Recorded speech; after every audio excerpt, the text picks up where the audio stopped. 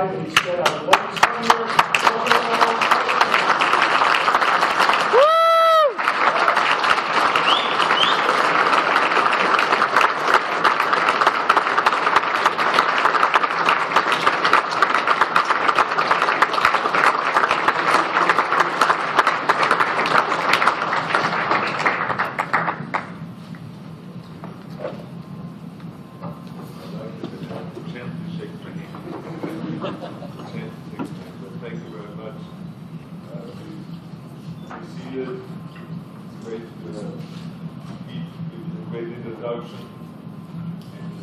up here on stage. All right, there's nothing to crank on. Thank you for everything. Lee Hayne, it's good to see you.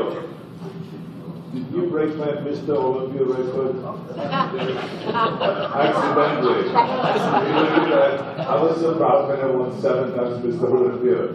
I said, this is it. No one is going to ever beat that record because you got to be really, you got to start really young to beat that record. But of course, Lee Hayne started young. As a matter of fact, I remember he was up there on the balcony. What year was that when you were watching our competition? 1980. He was sitting up on the balcony here at the Veterans Memorial, and he said, God, I got to be on that stage out there. I got to win. Well, sure enough, in 1983, I think he won Mr. Universe, if I'm not mistaken. Is that right? Oh, in Belgium. 82, exactly. 82 in Belgium.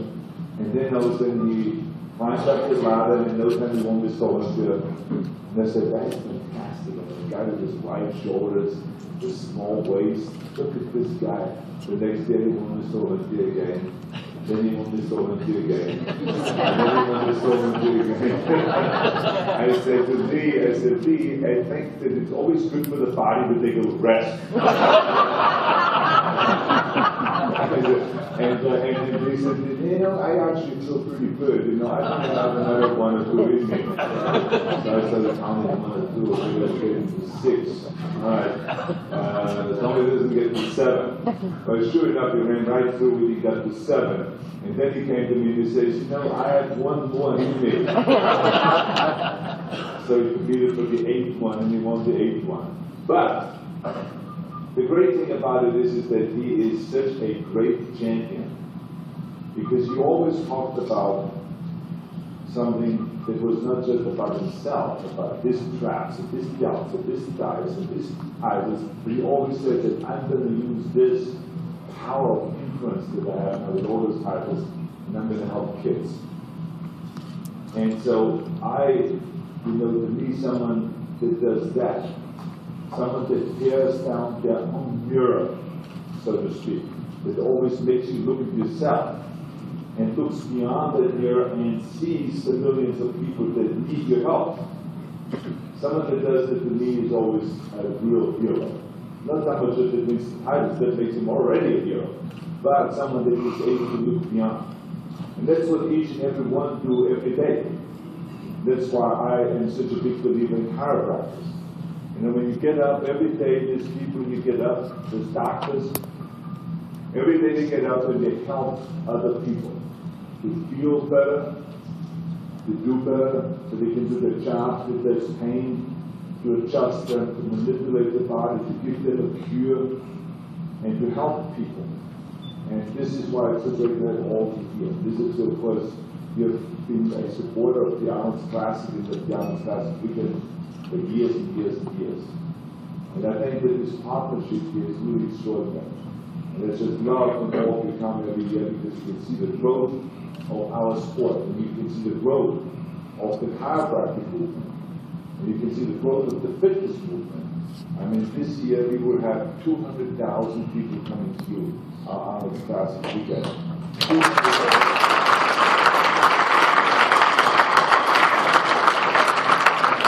Every year it's more and more and more. And to me, of course, what makes this so terrific and why, and I said this yesterday when we unveiled the statue, this big 8-foot sculpture in front of the Veterans Memorial. Not only does the sculpture represent, you know, that it is in front of the veterans, and that's where I met Jim Norman in 1970, so this was the beginning of a great friendship more than 40 years ago.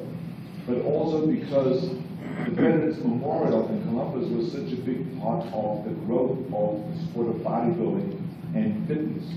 I mean, when you think about it, we started out in the beginning and Lee was there with 5,000 spectators, and now we are packed. Friday, Saturday, Sunday, packed, and there is no room anywhere. I mean, this is how big this has gotten, and it is popularizing fitness and health and sports and weight resistance training, bodybuilding all over the world. Not just here in Ohio, but all over the world. As a matter of fact, we're moving now with the Arnold Classic. We did it the first time in Spain this last year, and it was sold out. And the press reports, we got hundreds and hundreds of press reports about the importance of weight training and fitness. And now this year we're moving it, we're having another one in Rio de Janeiro, in Brazil. And so eventually the goal is to have the Arnold Classic in every continent. But we always will have the overall, the main event right here in Columbus, Ohio. And so,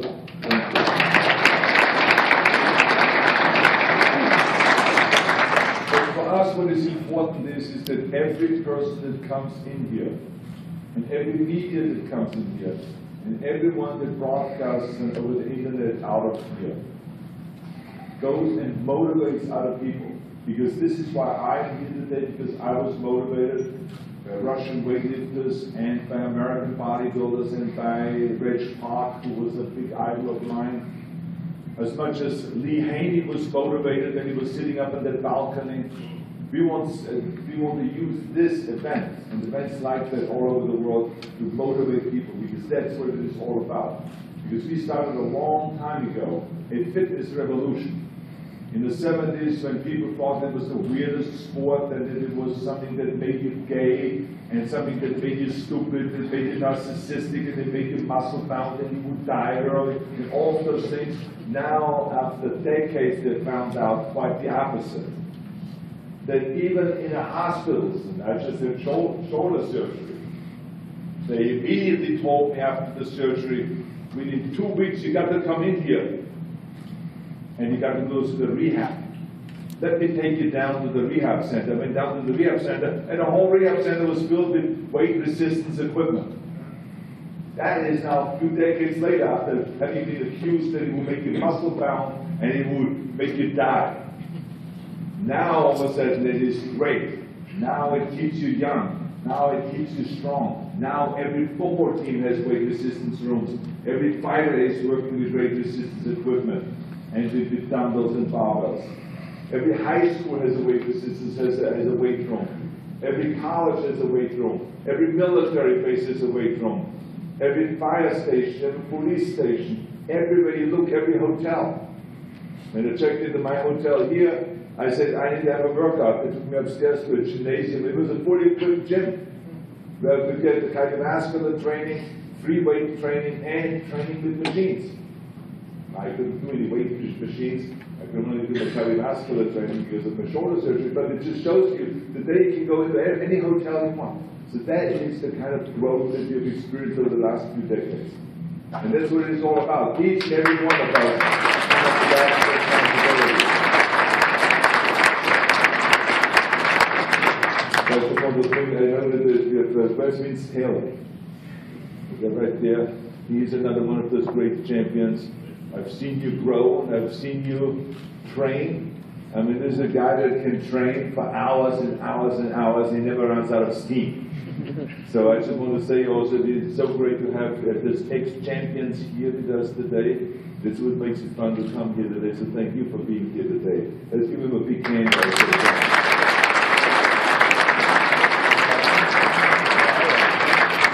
Dr. John Malfine, where is it?